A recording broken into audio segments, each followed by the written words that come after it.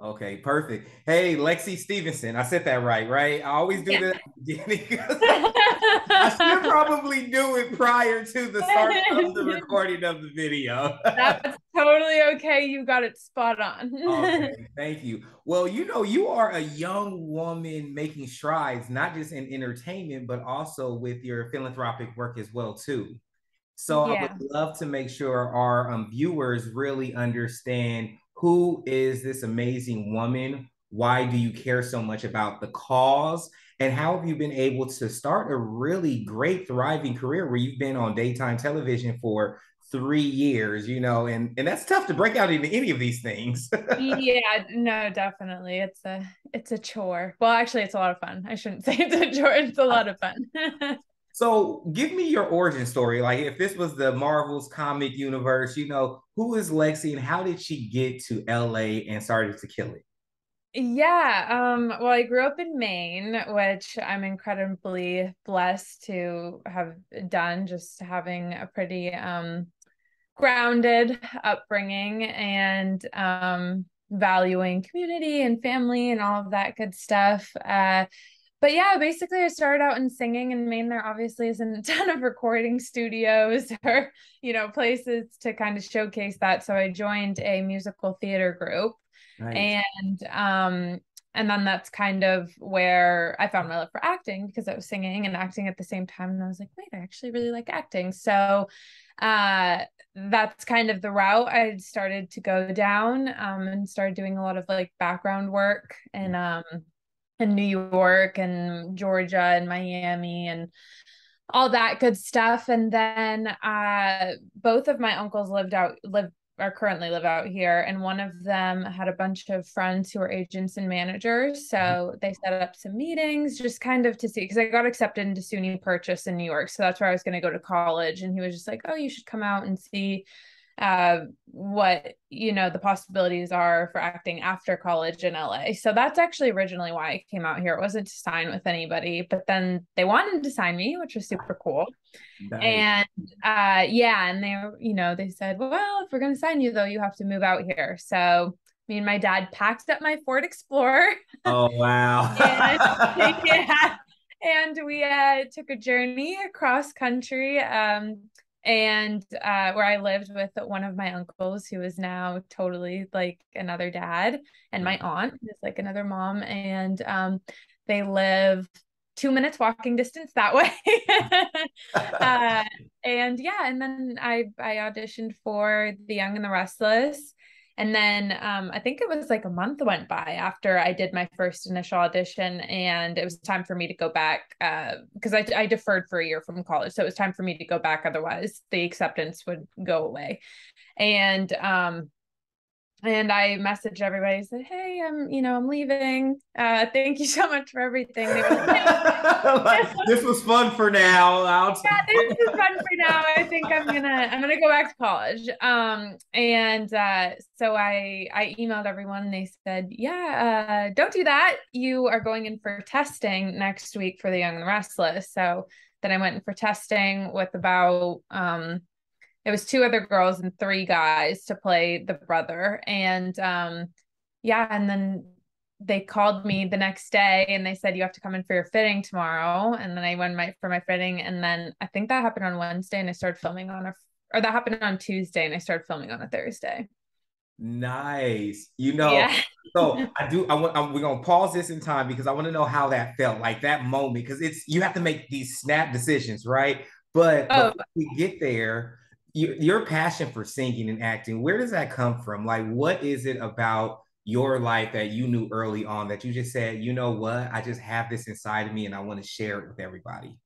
wow, that's a really good question. I'm very outgoing and very bubbly, and I was told for most of my life to like I don't know, by friends or teachers and stuff, talk quieter, you're yelling, I had a lot of energy, and I'm, very outgoing. So I think I wanted somewhere to channel that. And yeah. And one of my babysitters or nannies or whatever you want to call it when I was younger, we're friends now, but she tells me, she's like, yeah, when you were 7, or however old I was in elementary school, she was like, you would stand up on the lunch table and just start singing like you were in your own movie. Yeah. So Oh, I think, yeah, so it started pretty early on, but I think it was just all that energy needed to. no, I love that because my auntie made sure recipe. She used to say that all the time about me now having a magazine company, and she's like, you're a god storyteller," and she used to Yeah. always say that. She always said that about me. She even told my husband when she met him 10 years ago, like, don't listen to him. He's a storyteller. He gonna spin a story on you. So I love it because it's one of those things where your story shows us that it's not only great to see that early on and have that encouragement, but then Right. also to live in it. You know what I mean? Because you're in a space like Maine where there is no accessibility for you to even think about it. It's what Right. Yeah. you made those moves and you chose to do a touring company. You chose a Yeah. route where it's probably your family's like, what is she going through? We love her. We're going to support her. Yeah, no, definitely. I think both of my parents have always been super supportive, but especially my mom. She's a doctor and a lawyer. So Oh.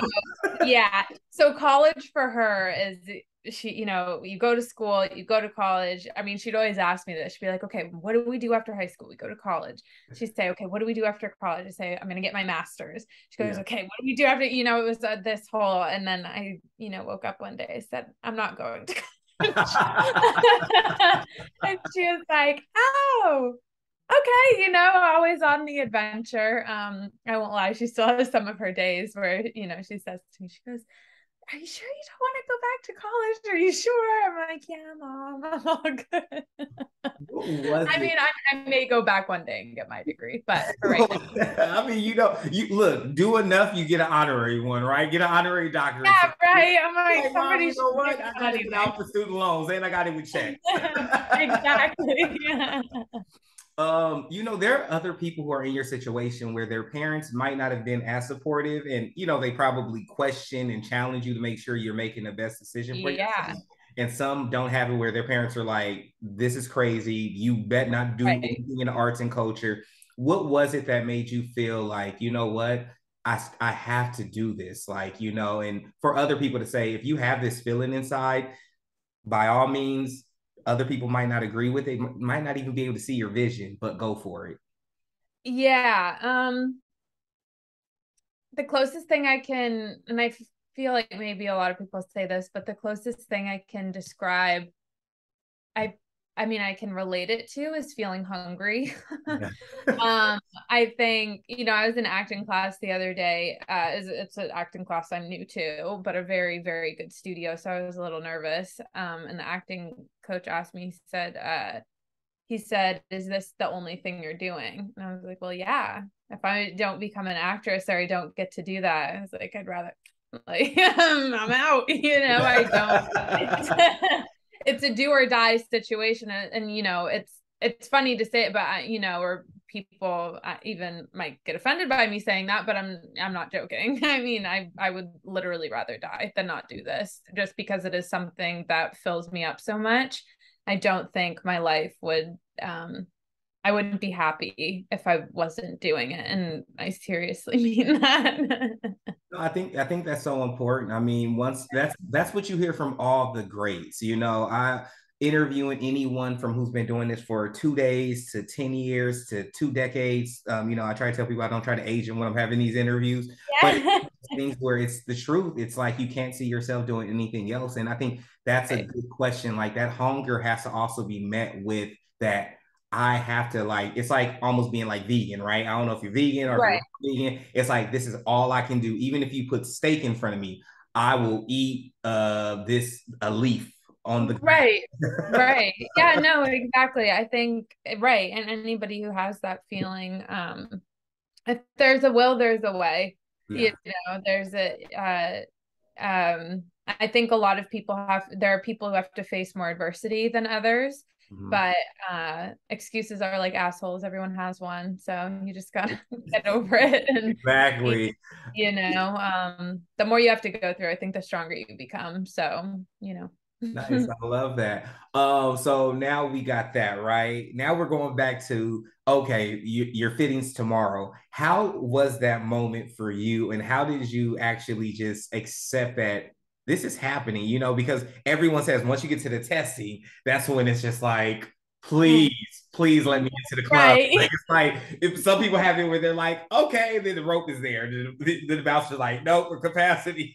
Right. No, exactly. That's exactly what it's like, actually. That, I think I remember it very clearly. It's like a core memory for me. But I was actually at home. I was in still living with my aunt and uncle, and we knew I was supposed to know that day. So we were kind of waiting for the phone call. Yeah.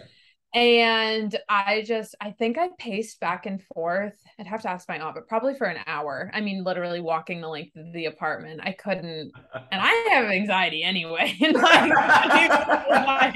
You were like, could y'all just tell me after, like, once I'm done, let me know. I don't want to think about it tomorrow. right. No, exactly. I'm like, I don't want anybody to tell me what I'm supposed to know. Somebody tell me I'm supposed to know in a week and then just call me and, whatever. But yeah, then they called. And I went into my room and all the lights were shut. I was like in the dark because I was like, oh my God, I was freaking out so much. I was like, no light sensitive, no stimulation. Like, I was just like, I just need to sit. So they called me and I was like, I didn't get it, did I? And they were like, well, there's good news and there's bad news. And I said, oh shit, I didn't get it. The network probably wants to, maybe they'll use me for something else, whatever. And they said, well, the bad news is that you can't tell anybody. And I was like, oh my God, what? And then he was like, the good news is you got the role. And I dropped my phone and I started screaming.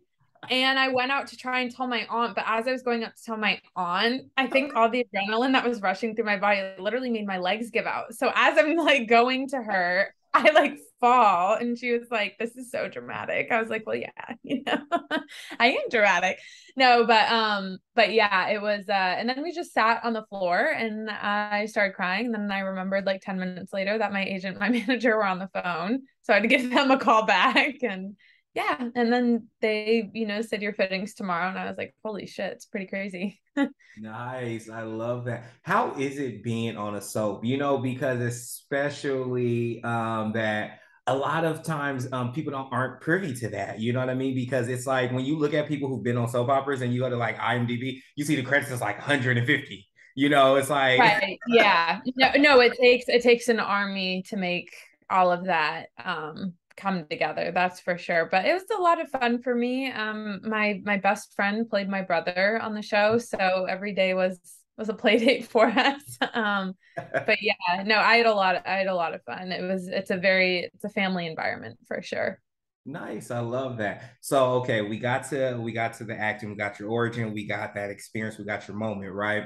And so then we're gonna touch back a little bit on some music because you got some stuff coming out, things out in the works. But I would really love to talk about you're the youngest advisory board member for, and I do not want to mess up the name, endometriosis. Is that correct? Yes, that's right. Okay, good. Now you can fill in the prior part about the entire organization. Yeah. No, the Endometriosis Foundation of America. Yeah. Yeah. Okay. Perfect.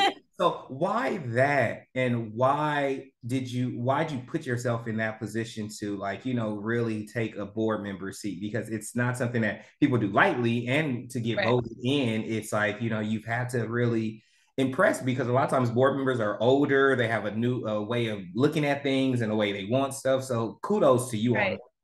Yeah, no, I swear I'm not picking my nose. It's just like itchy. Okay. Oh, it's okay. I have allergies and I do this all the time as well. So me and you both, I know, people are I'm gonna be like, "What are they doing?" like, yeah, don't mind me picking my nose, per. Uh, but no, I think the advisory boards typically are older people, but I do think that there's this whole new world now of social media and also too, I think that a lot of women who have endometriosis are experiencing that at an early age. And the whole point, right, is to get us diagnosed way sooner. It took me 4 years to get diagnosed. So I'm, the whole point for me is trying to prevent people from from getting to that point. And I think, yeah, I mean, even today I have a phone call actually after this with a girl who one of my friends knows, and she asked if she could call me to see, because she's been having a lot of stomach cramps, and to see if she has endometriosis. And of course I'm like, yeah, because I'm sure that she goes to doctors and people are like, oh, it's in your head, there's nothing there, because endometriosis is very hard to see without invasive surgery. So but yeah, I guess the reason I decided to do it was I wrote a blog post while I was on the Young and the Restless, and I went into a Chop Stop, that like salad place. And this girl asked me, she said, oh, are you Lexie Stevenson? And I said, yeah. And she said, I read your blog post about endometriosis.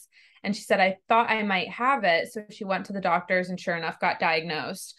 So for me, that was super awesome that a blog post, had brought awareness to something that she didn't know was a possibility. And, hopefully prevented her from going another, year or two without getting diagnosed. So I think that's kind of why I was like, oh shit, this is really important. Nice.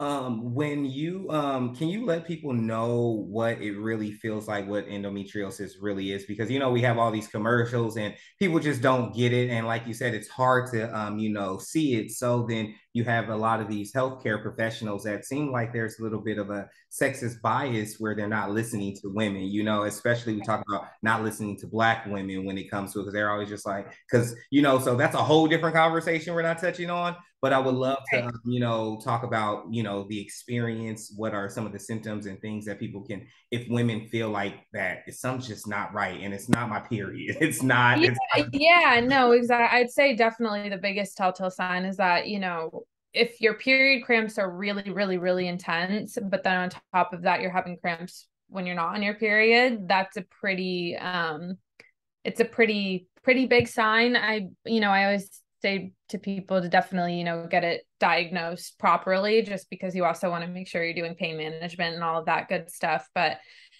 I tell everybody, I say, I have it written everywhere, and I will say it again, your body better than any doctor. I really, really believe that. If you feel like there's something wrong, then there is something wrong. I've been having to go to the doctor for other medical stuff. And even yesterday, the nurse who came in, said, well, that doesn't really make sense. I said, I don't care if it doesn't make sense. I know my body, there is something wrong.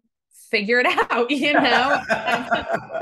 like, it's not, because a lot of people, I think that there's some doctors who are still super passionate about their job, but then there, are others who patient next. And I think that that's especially true when it comes to women and OBGYN offices, and kind of just not, and it's actually, endometriosis is most prevalent in African American women. So, it's one of those things where, I don't know, it's very frustrating for sure.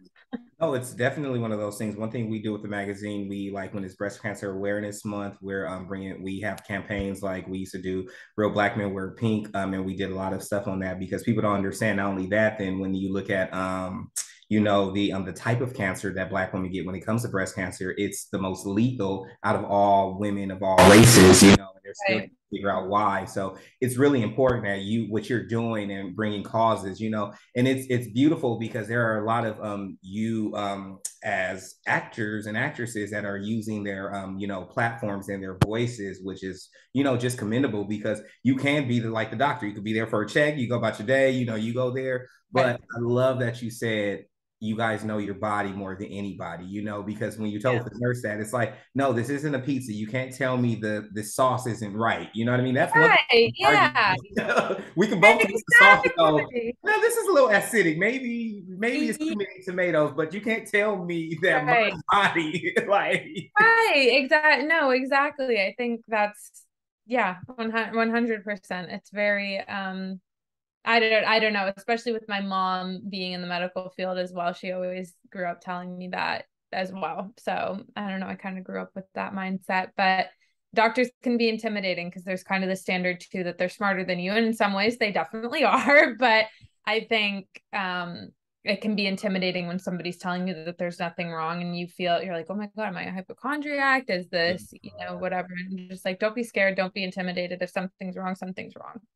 Nice. I totally off topic, but I think which will be a really cool social campaign for you. It's like I know my body, and you're calling all Black women to like, just do it. I can see T-shirts and everything. I always look at That's so smart. I should do that. That'd be really cool. I think because there's so many stories, and I've had one before. I want to be conscious of your time, but even our lifestyle and travel director, she actually got into an accident one time last year, New Year's, and she's a mid-level scientist, and during the whole thing she thought they said she was just crazy, something that was wrong with her, and then she found out it was really like she almost like her neck was broken, and she had to go to all these doctors and all these things, and now she's on recovery. It was all this stuff, so it's like it's so important what you're doing. I think it's like something that you can definitely take further because it's so needed. That's why they write it in scripts now, so kudos. I'm just real big on I appreciate that. but also about that greatness. So we got there. Now let's talk about your music because you got a song out. Please let us know what the song is, where we can hear it. Also, just the inspiration behind it, some of your favorite lyrics in there.